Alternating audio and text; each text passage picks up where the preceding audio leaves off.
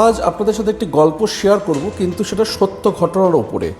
কোনো এক সময় বিহারের পাটনা শহরে এক গরিব ব্রাহ্মণের ঘরে এক সন্তানের জন্ম হয়েছিল, এবং যে কিনা দেখতে একদম হুবহু শিবের মতো ছিল। কারণ জন্ম অবস্থা থেকেই সেই শিশুটির মাথার চুল ছিল অত্যন্ত ঘন এবং জটার আকারে সেই চুলগুলোকে বাঁধা ছিল, এবং মাথার একদিকে যেন চন্দ্রমার আকৃতির একটা শেপও সেখানে লক্ষ্য করা গিয়েছিল।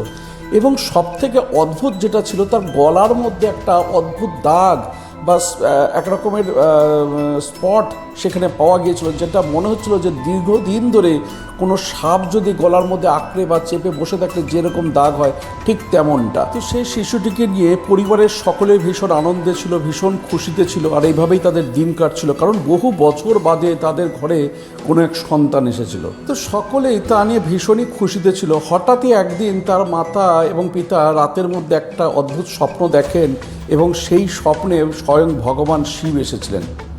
এবং ভগবান শিব তখন জানালেন যে তোমাদের পরিবারে যে নতুন অতিথি এসেছে তার আয়ু আর বেশি দিন নেই, দুদিনের মধ্যেই তার মৃত্যু হবে, কারণ সেই শিশুটি আর কেউ নয়, স্বয়ং আমি নিজে।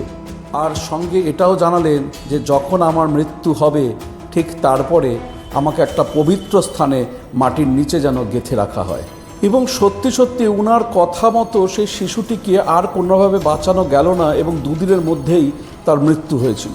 এবং ভগবান শিবের স্বপ্নাদেশ অনুযায়ী তার শবদেহকে একটি পবিত্র স্থানে মাটির নিচে তাকে রেখে দেওয়া হয়েছিল। এবং অদ্ভুতভাবে যেদিন এই ঘটনাটা ঘটল ঠিক তার পরদিনই সেই মাটির নিচ থেকে এক অদ্ভুতভাবে একটি শিবলিঙ্গ মাটির উপরে উঠে এসেছিল, এবং যেটা কোনোরকমভাবে ঐশ্বরিক আশ্চর্য ছাড়া আর কিছুই নয়। এবং পরবর্তীতে সেখানে এক বিরাট শিব মন্দিরও তৈরি হয়েছে। আর জানেন কি সেই মন্দিরটি কোথায়?